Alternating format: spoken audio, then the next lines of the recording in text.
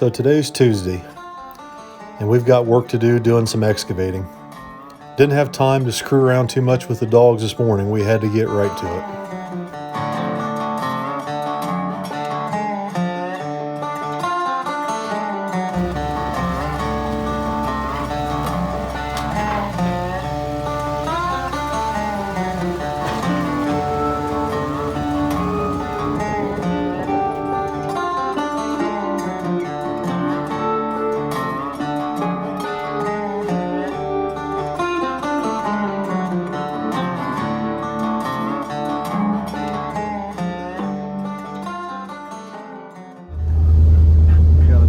Job.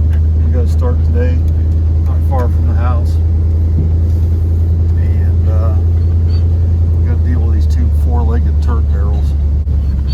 Now you know, when I get done finishing my breakfast and my Mountain Dew, it's time for four-legged fuckery.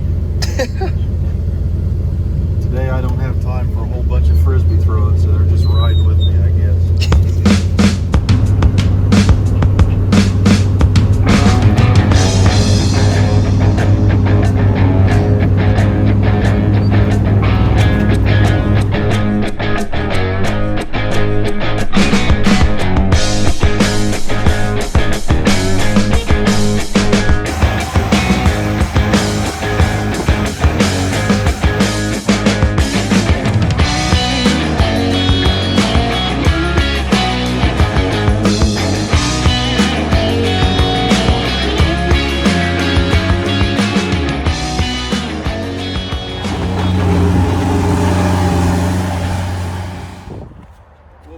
Here is a shit mess royale. Sump pump just runs out there on the ground, that white line. There's no gutters on the barn, and the water stands on this side of the barn and in the yard. They want the driveway moved over there and parking alongside that barn for their camper and a boat. There's parts of a concrete curb in here. It's got to be tore out. It's got to go. The water's running towards the garage. It's just a big shit mess, but we're gonna fix it.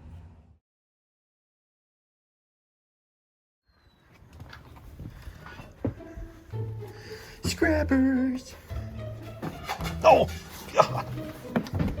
So what's on the menu for lunch? Cold pizza. Pretty jippy. Listen, you texted and were given the option. You could have said no. I didn't hear an option. You texted Tommy. I didn't know there was options. Guess who got pulled over today? Way to change the subject and chuck me right under the bus, Tommy. For what and who was driving? Well, who do you think was driving? What's that supposed to mean? Well, I don't know. I was driving. What'd you do? I didn't do a damn thing. Apparently you did.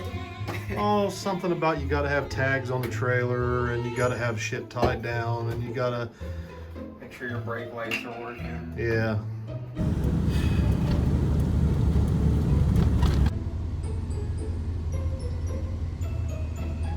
He pulled the old, "You didn't strap that down." He looked at me. You deserve that. This 2017 is probably the last time that trailer had tags. It hasn't had tags on it in 20 years. It doesn't even have a tag on it. At all? No. Just go. It fell off like 20 years ago. What's going on now?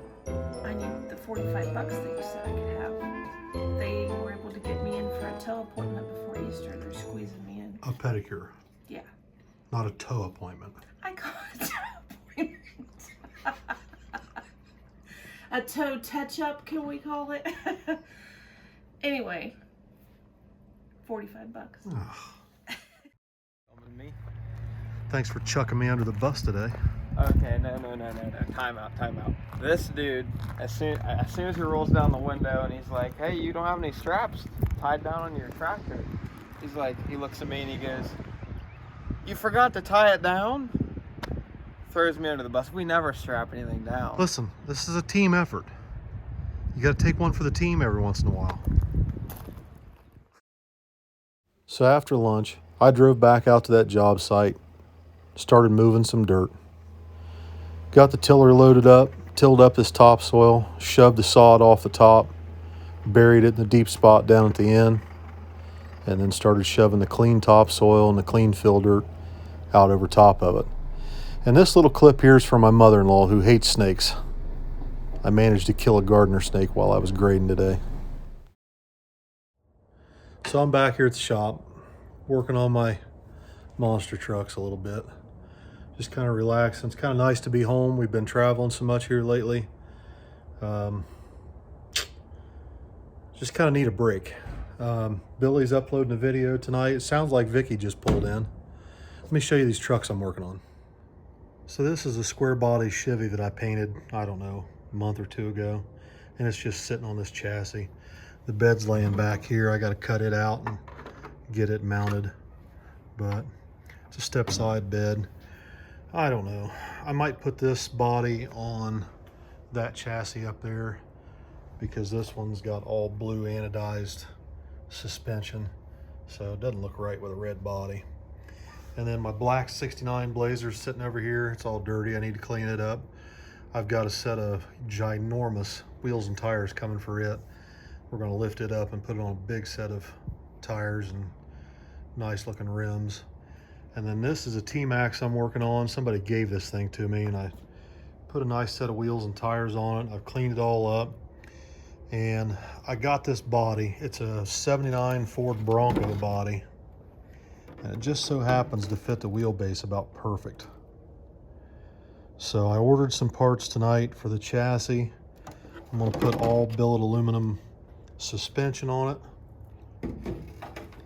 And it's got a brand new engine, brand new clutch. Transmission looks good. And I think I'm going to put dual exhaust out the back. I don't know. We'll see. Depends on how much hell Vicky raises with me. What do you think, June Pup? What you got? Ball? Is Mommy here?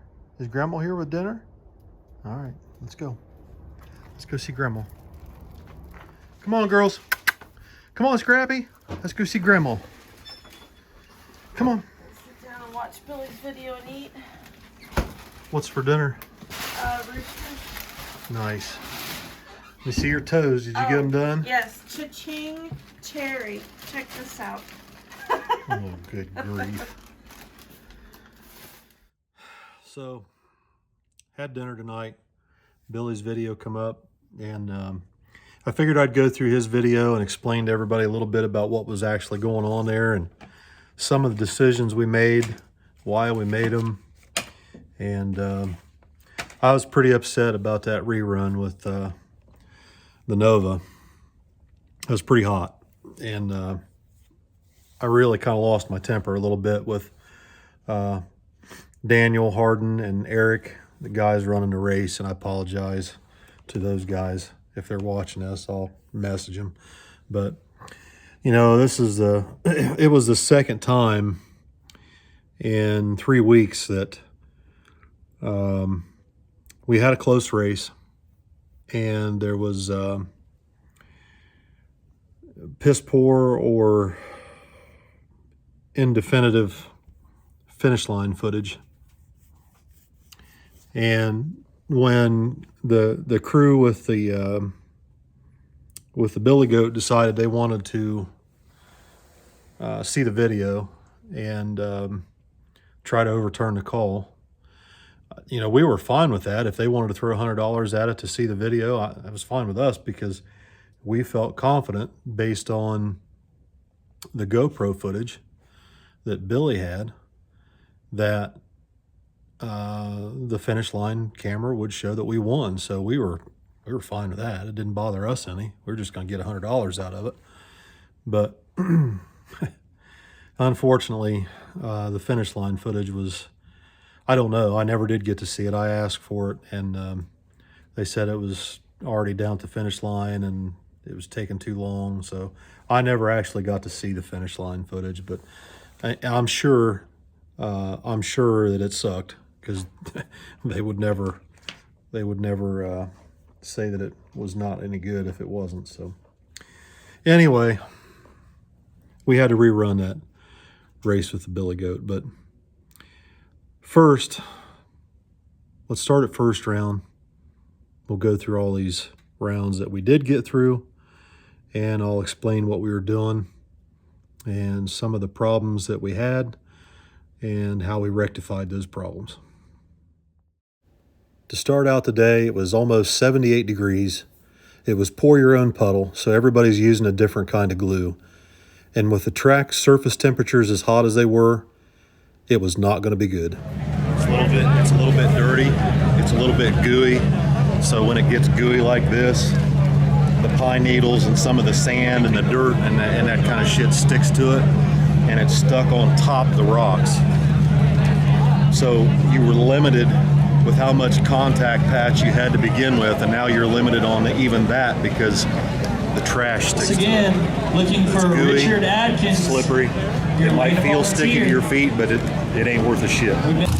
So first round, I was also helping CJ Buckner here in the Raggedy Ann Mustang. I had CJ lint roll his lane first. We backed him up, did a burnout, backed him up again, and sent him down on a conservative tune-up, and it went straight down the track. The pair of cars right in front of Billy, this Monte Carlo, spun the tires on the hit, and he managed to pull off the wind, but you could see how loose that right lane was. There's a little bit of water coming up through the track. Remember how I told you that was going to happen? And it's right about on the starting line. So I may try to move you over to the left a little bit because it's coming out into the right tire track pretty heavy. Okay, so just be prepared for that. Don't worry about it when you see it. When we were on our way down, Billy and I were discussing the weather report, and I knew that it had been raining down there all week. We've been to Rockingham and we've raced Dig or Die once before, so I was aware of the surface and what to expect. And given the temperatures that they were calling for Saturday in the upper 70s, almost 80, and given the amount of rain that we had, I felt confident. And I even told Bobby Parks earlier in the day that we would have trouble with water coming up through the track.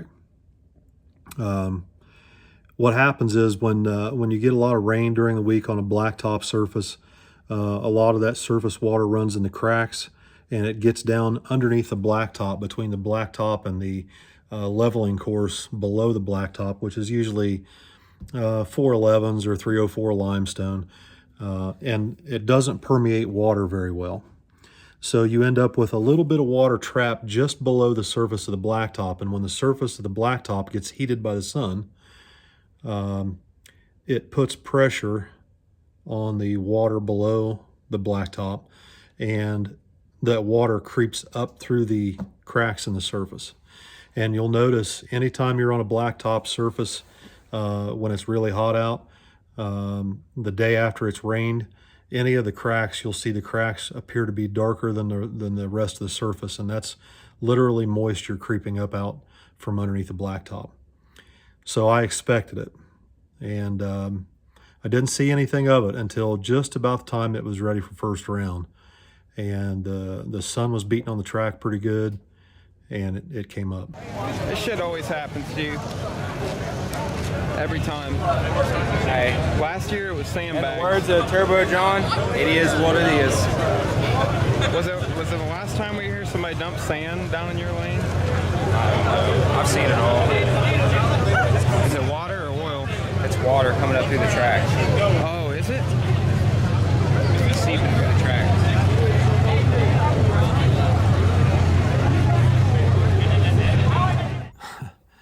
Billy looks pretty confident there, doesn't he? I think part of the reason he was pretty confident was I think he sees it every once in a while. He doesn't want to admit it, but like I'll tell him something's going to happen, and then it happens. And I think he's getting used to seeing it happen to the point where he doesn't even question it hardly anymore. If the old man tells him he's going to experience something, he knows I'm on top of it. And I told him I had it under control. I had a plan.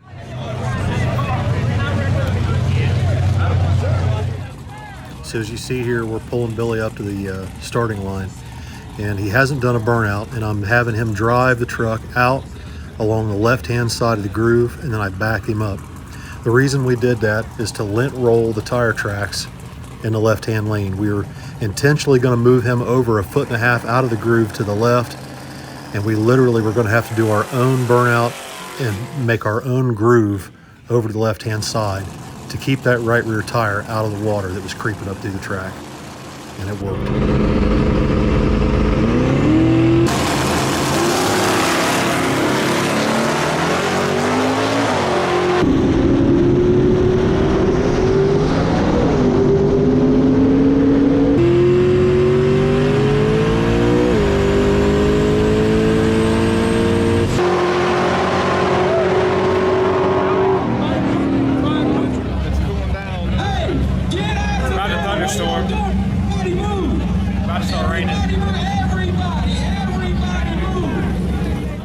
So just after we ran first round, it did rain. The sun went down, it rained, it cooled the surface down. They brought the track dryer out. It's a jet dryer, and blew and broomed off the track. And the track had gone from being very, very bad, in my opinion, not very good at all, to much better. But how much better? Nobody has any idea. We're basically all starting from scratch. Second round. I won't need but a few people in the middle. Everybody back up. Everybody on sides, back up, please. Back up. So second round, we're pulling to the line. It's dark. The track's cooled off. We're in the left-hand lane, which I thought was the better of the two lanes. And we're facing down a very formidable enemy here. This little maroon S10 from the KOTV camp, I had seen this thing run to thaw out, and my jaw dropped when I saw this thing at 330 feet. This truck is no joke, and these guys know how to tune it. We did not take these guys lightly.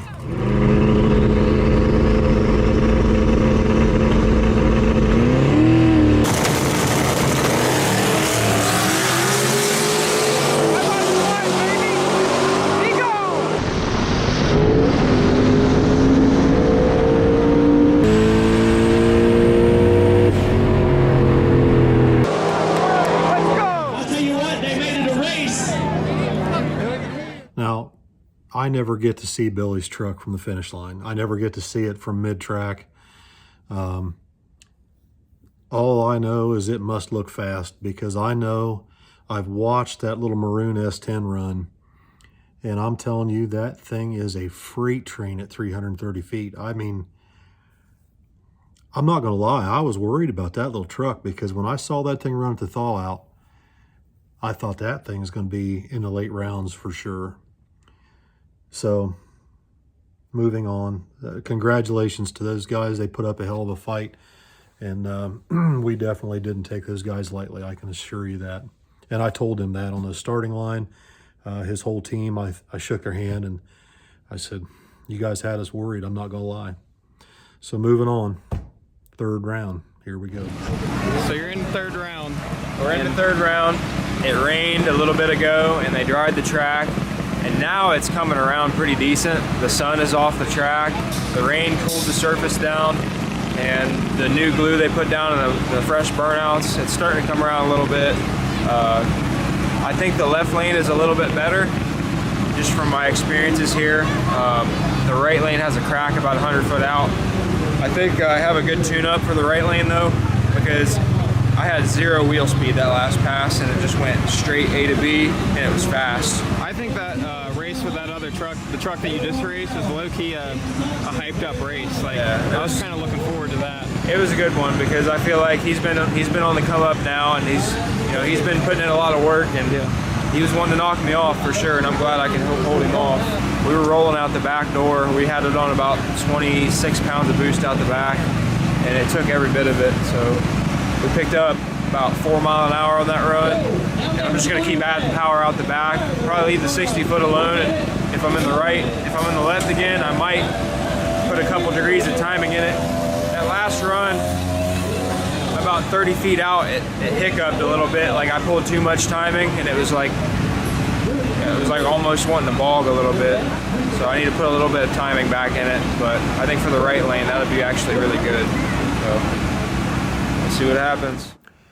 I had been watching the right-hand lane very closely, and there was a reoccurring theme with a lot of cars losing the tire at about 60 feet out. White smoke at 60 feet was pretty common. I would say 3 out of 5 cars going down the right-hand lane showed definite signs of pedaling at 60 feet out. I was very, very worried about it.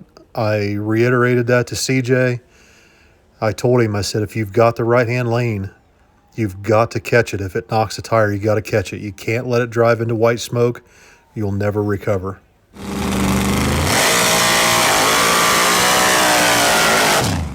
As we came up for third round with CJ, he had told me he was going to give it another 5% on the leave. My concern is that the numbers are linear, but the nitrous flow through a solenoid is not linear. Just because you go up 5% doesn't necessarily mean you're just going to get 5% more flow. And the car did exactly what I was praying it wouldn't do. It lost the tire at 60 foot. When you've got somebody out ahead of you at 60 foot and you white smoke the tires, the hardest thing in the world is to pedal it and get out of it. It's so difficult. He did a fantastic job trying to drive through it and get the win, but it just wasn't going to happen. Now, one thing that you'll realize as you watch some of these cars go down, the right-hand lane is definitely not as fast as 60 foot. But what does happen is as these cars continuously white smoke the tires at the bad spot will come around. But you never know when that's going to exactly happen. So it's a crapshoot. It's like rolling the dice. You just keep watching that tire smoke and watching it, and sooner or later, that right-hand lane is going to come around.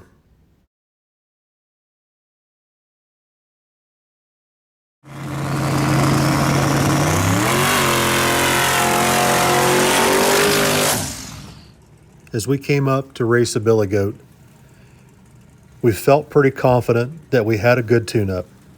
And I wasn't sure if that right-hand lane was going to come around or not, and I'm sure they were concerned about it as well, as they left very, very, very conservatively on this run. Now, I'm standing there and I'm watching these guys pull that Nova up, and Daniel had already told me earlier in the day that they were calling people out for going across that line. And I watched him, and he's already across the yellow line. But that's not how we want to win races. We want to earn everyone's respect. We don't want to just take something from somebody.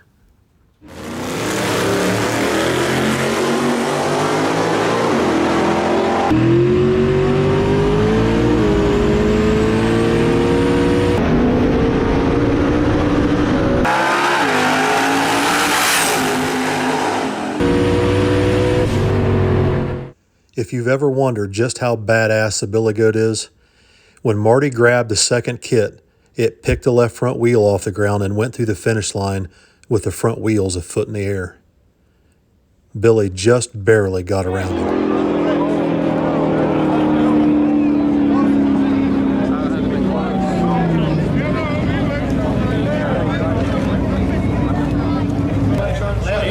If he crossed the orange line over here. Okay, yeah.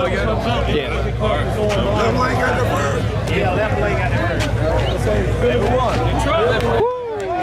Damn. You know, I mean, we just want to see it. If Yeah, you got that. I want to see it too. This damn GoPro.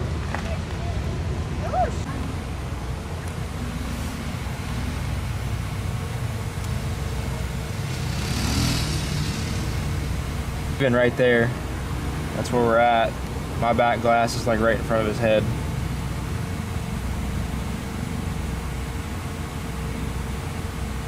I can't believe you drove around him. That was damn close, wasn't it? We're probably at the line right there, and I'm just a little bit past. It was close. So as far as we knew, it was settled. They called us the winner. We showed the footage that we had, and we felt strongly that it showed that we won that race.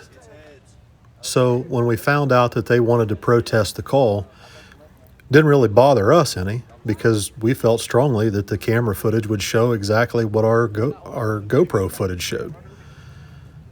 Unfortunately, that wasn't the case. Now, I've been where Daniel Hardin is, And Eric Hunt, I've been there. I've been a promoter. I've had to make tough calls. I get it. They can't be everywhere. They can't do everything. You have to rely on other people to do things for you. And it just so happens that that run had terrible coverage of the finish line. So the call was made.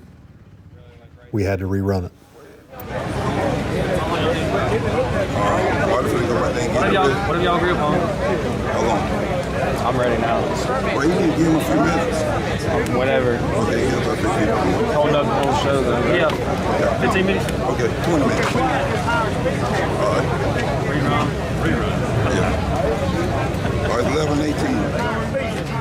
11:38. Be up here. Okay, all right. Now, I was pissed. I mean, I was so damn mad. I didn't want to talk to anybody. I didn't want to hear anybody's bullshit. I didn't want to listen to anybody's opinions or advice. All I knew was we had just beat one of the toughest cars on the East Coast. I knew it in my heart. We got underneath the billy goat at Dig or Die, and it was being stolen from us due to a bad camera angle or bad camera footage.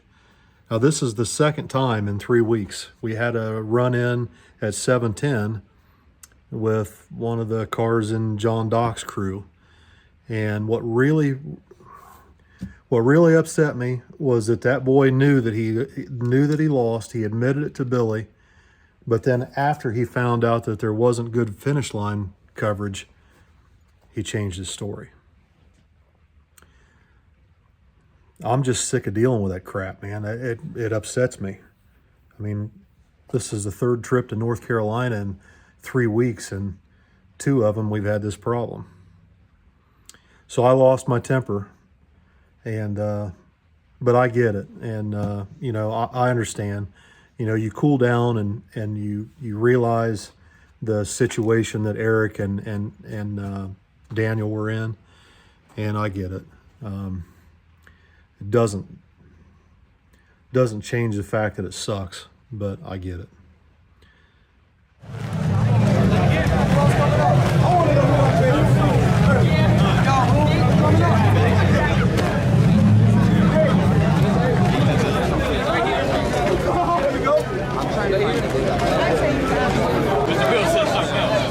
11:37. They got 1 minute. That's the time they gave them. I'm pretty sure I videoed it. So. What's the clock? 11:37. 1 minute. Listen, 1 minute.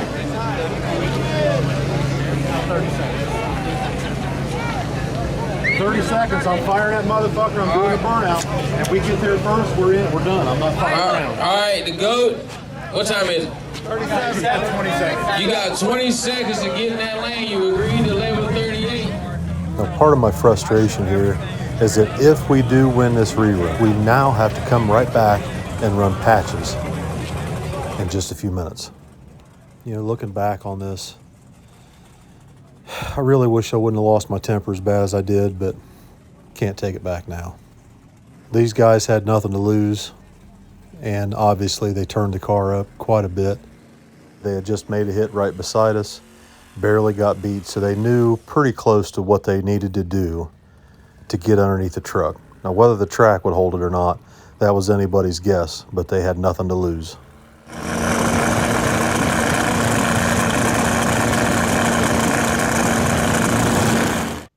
Now, I want to show you in slow motion what it took to beat Billy by a car. The billy goat's up on the rear tires, carrying the front wheels a foot in the air. Sets the front tires down almost at 60 feet. And as they get back on the second kit, the front wheels come off the ground again.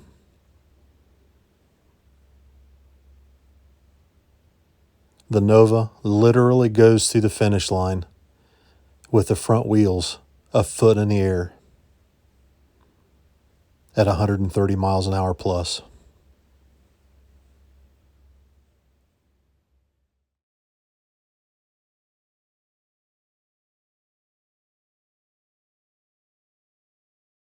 Come on, God, he picked up the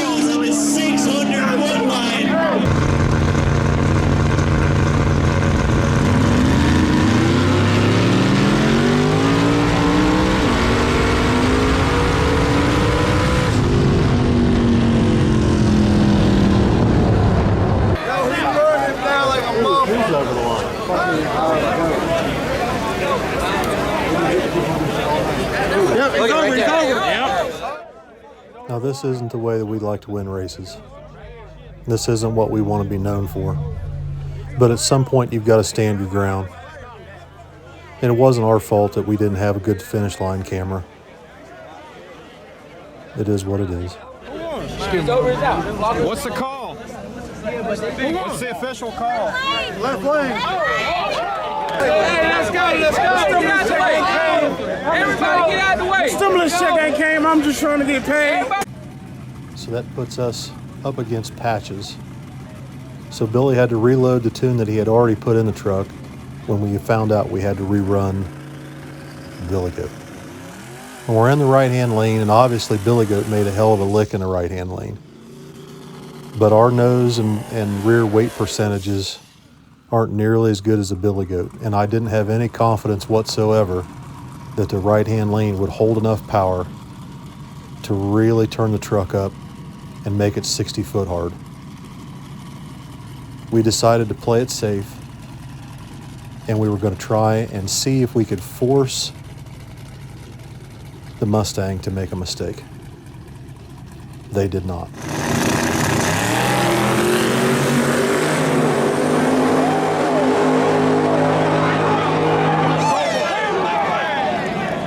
Oh man, where's Jordan?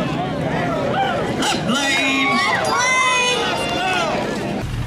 I think I just didn't have enough in it early on in the run. I don't know if the right lane would have taken more, but I just needed to put more in it. We mile an hour probably about the same, but he just got to the 330 so much quicker. So Those guys are doing a hell of a good job. That's a fast car. there's some fast cars out here for sure, but We did the best we could. We had a good time. yeah. Last time I was here, I kicked myself because I got in that right lane and it was just like this with the dew setting in, and I put a little in it in the 60 and it didn't like it, but I think it needed more this time. But I looked at it, I went up there and looked at it, and it looked really shitty.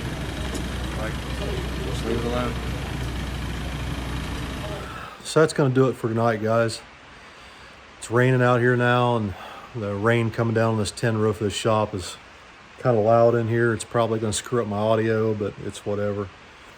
I just want to say that although I try hard to do the right things and handle situations the right way, that's not always the case. Sometimes racers and crew members lose their cool, lose their temper, and I did that. And I want to apologize to Eric Hunt and Daniel Harden and to the entire team at Dig or Die, and also to Marty Woods and his daughter and his entire team. It's not their fault that the finish line camera footage wasn't good. It's not our fault either, but given the circumstances over the last 3 weeks, you know, this was the second time, and I was pissed, you know. So the only thing we can do is to try and do better, both as a team, as promoters, as event staff. Guys, if you're watching this, you might want to put a little pressure on people. If you're going to a race, you need to maybe get in some DMs early before the event and say, hey, make sure you guys have a tripod. Make sure you guys have someone that's capable of running a camera at the finish line and recording at the proper frame rate. And let's just try and get the word out and promote a better way of finish line footage. You know, Limpy and his buddy do a fantastic job at the races that Limpy holds, and I'm gonna try and get Limpy and his buddy to Heath is his first name. I can't remember his last name, but Limpy and Heath know how to do it, and maybe we can get some information out there that will help other promoters to do a better job. So it is what it is. As Turbo John says, It is what it is. Good night, everybody. Take care.